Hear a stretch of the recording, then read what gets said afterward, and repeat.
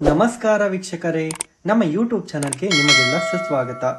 ಶಿರಡಿ ಸಾಯಿಬಾಬಾ ಎಂದರೆ ಯಾರಿಗೆ ತಾನೇ ಗೊತ್ತಿಲ್ಲ ಹೇಳಿ. ಅಂತಹ ಶಿರಡಿ ಸಾಯಿಬಾಬಾರವರು ಮಾಡಿದ 3 ಪವಾಡಗಳ ಬಗ್ಗೆ ಕುರಿತು ಹೇಳಲಿದ್ದೇವೆ. ಅದಕ್ಕೂ ಮೊದಲು ನಮ್ಮ ಯೂಟ್ಯೂಬ್ ಚಾನಲ್ ಅನ್ನು ಸಬ್ಸ್ಕ್ರೈಬ್ ಮಾಡಿಕೊಳ್ಳಿ. ಪಕ್ಕದಲ್ಲೇ ಕಾಣುತ್ತಿರುವ ಬೆಲ್ ಬಟನ್ ಅನ್ನು ಕ್ಲಿಕ್ ಮಾಡಿ.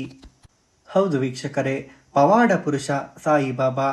ಇಲ್ಲಿದೆ ಮೈರೋಮಾಂಚನಗೊಳಿಸುವ ಪವಾಡ ಪುರುಷ ಶ್ರೀ ಸಾಯಿಬಾಬಾರ 3 ಪವಾಡಗಳ ಕತೆ. ಮೊದಲನೆಯದು ನೀರಿನಿಂದ ದೀಪಗಳನ್ನು ಬೆಳಗಿಸಿದ ಶಿರಡಿ ಸಾಯಿಬಾಬಾರವರು. ಹೌದು ವೀಕ್ಷಕರೇ, ಸಾಯಿಬಾಬಾ ಅವರು ಖ್ಯಾತಿ ಹರಡುವ ಬಹಳ ಹಿಂದೆಯೇ ಅವರು ತಮ್ಮ ಮಸೀದಿ ಮತ್ತು ಇತರ ದೇವಾಲಯಗಳಲ್ಲಿ ದೀಪಗಳನ್ನು ಬೆಳಗುವುದನ್ನು ಇಷ್ಟಪಡುತ್ತಿದ್ದರು. ಆದರೆ ಅವರು ಬೆಳಗಿದ ಆ ಪುಟ್ಟ ಮಣ್ಣಿನ ದೀಪದಲ್ಲಿ ಬೇಕಾದ ತೈಲಕ್ಕಾಗಿ ಸಾಯಿಬಾಬಾ ಅವರು ಗಿರಾಣಿ ಅಂಗಡಿಗೆ ಬೇಡಿ ಎಣ್ಣೆಯನ್ನ ಪಡೆಯುತ್ತಿದ್ದರು.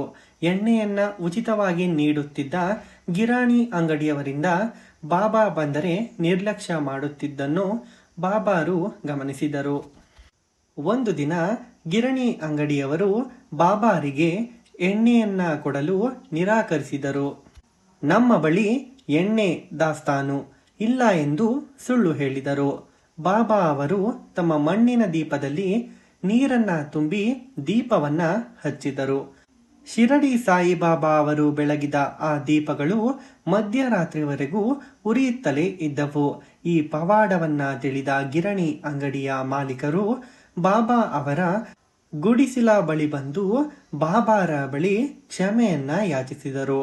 ಅಷ್ಟೇ ಅಲ್ಲ, ಬಾಬಾ ಅವರನ್ನ ಕ್ಷಮಿಸಿದರು ಕೂಡ.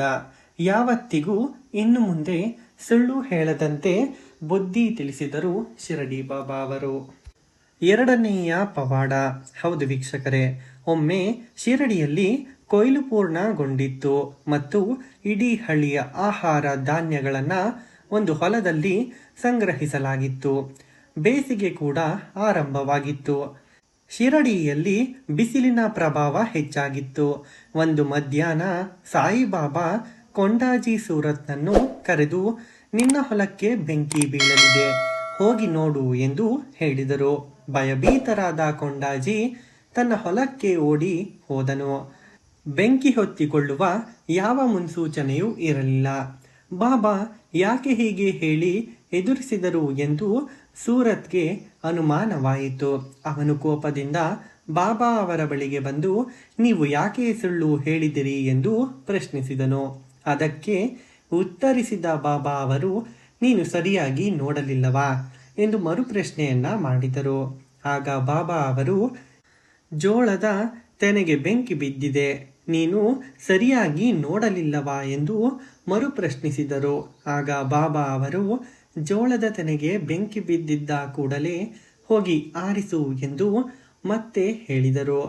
ಮತ್ತೆ ಹೊಲಕ್ಕೆ ಹೋದ ಕೊಂಡಾಜಿಯು ಜೋರಾಗಿ ಗಾಳಿ ಬೀಸುವುದನ್ನು ನೋಡಿದನು. ಆ ಗಾಳಿಯ ರಭಸ ಜೋರಾಯಿತು. ಬೆಂಕಿ ದಗ್ಗನೆ ಹೊತ್ತಿಕೊಂಡಿತು.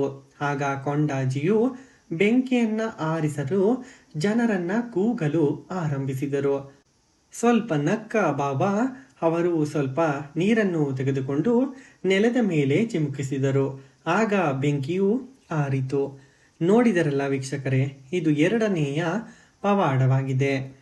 ಮೂರನೆಯದಾಗಿ ಬಾವಿಯಲ್ಲಿ ನೀರಿನ ಮಟ್ಟ ಹೆಚ್ಚಾಯಿತು. ಹೌದು ವೀಕ್ಷಕರೇ, ಸಾಯಿಬಾಬಾ ಮೊದಲ ಬಾರಿಗೆ ಶಿರಡಿಗೆ ಬಂದಾಗ ಅಲ್ಲಿ ಯಾವುದೇ ಮೂಲ ಸೌಲಭ್ಯಗಳು ಇರಲಿಲ್ಲ. ಹೆಸರಿಗೆ ಮಾತ್ರ ಬಾವಿ ಇತ್ತು. ಇದಕ್ಕೆ ನೈಸರ್ಗಿಕವಾಗಿ ನೀರು ಸೇರಿರಲಿಲ್ಲ. ಬಾವಿ ಒಣಗಿದ್ದರಿಂದ ತುಂಬಾ ದೂರದಿಂದ ನೀರು ತರಬೇಕಾಗಿತ್ತು. ಸಾಯಿಬಾಬಾ ಅವರು ರಾಮನವಮಿ ಜಾತ್ರೆಯನ್ನ ಆಚರಿಸಲು ಗ್ರಾಮಸ್ಥರಿಗೆ ಅನುಮತಿ ನೀಡಿದಾಗ ಬಾಬಾ ಅವರ ಜನ್ಮದಿನ ಸಂಘಟಕರು ಎದುರಿಗೆ ನೀರಿನ ಸಮಸ್ಯೆ ಹೆಚ್ಚಾಯಿತು.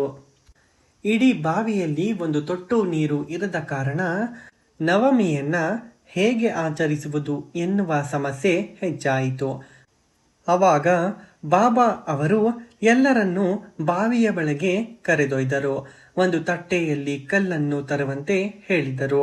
ಆ ಕಲ್ಲುಗಳನ್ನು ಬಾಬಾ ಅವರು ಹಿಡಿದ ಕೂಡಲೇ ಹೂವಾಗಿ ಮಾರ್ಪಾಡಾಯಿತು. ಬಾಬಾ ಅವರು ಭಿಕ್ಷೆ ಬೇಡಿ ತಂದ ಆಹಾರವನ್ನ ಬಾವಿಯೊಳಗೆ ಎಸೆದರು. ಆಗ ನೀರಿನ ಮಟ್ಟ ಇದ್ದಕ್ಕಿದ್ದಂತೆಯೇ ಏರಿತು. ಆಗ ಜನರು ಬಾಬಾ ಅವರನ್ನ ಪವಾಡ ಪುರುಷ ಎಂದು ಕರೆಯಲು ಶುರು ಮಾಡಿದರು. ಅವರಂತೂ ಅಷ್ಟೇ ನಿಬ್ಬೆರಗಾಗಿದ್ದು ಸಹ ಅಷ್ಟೇ ಸತ್ಯ. ನೋಡಿದರಲ್ಲ ವೀಕ್ಷಕರೇ, ಇದೇ ರೀತಿಯ ಹಲವಾರು ಪವಾಡಗಳನ್ನು ಎಷ್ಟೋ ಜನರ ಜೀವನದಲ್ಲಿ ಸಾಯಿಬಾಬಾರವರು ಮಾಡಿಬಿಟ್ಟಿದ್ದಾರೆ. ಇಂತಹ ಪವಾಡ ಪುರುಷ ಮಹಾರಾಷ್ಟ್ರದ ಶಿರಡಿಯಲ್ಲಿ ನೆಲೆಸಿದ್ದಾರೆ. ಇದೇ ರೀತಿಯ ಹೆಚ್ಚಿನ ವಿಡಿಯೋಗಳಿಗಾಗಿ ನಮ್ಮ ಯೂಟ್ಯೂಬ್ ಚಾನಲನ್ನು ಸಬ್ಸ್ಕ್ರೈಬ್ ಮಾಡಿಕೊಳ್ಳಿ. ಪಕ್ಕದಲ್ಲೇ ಕಾಣುತ್ತಿರುವ ಬೆಲ್ ಬಟನ್ ಅನ್ನು ಕ್ಲಿಕ್ ಮಾಡಿ.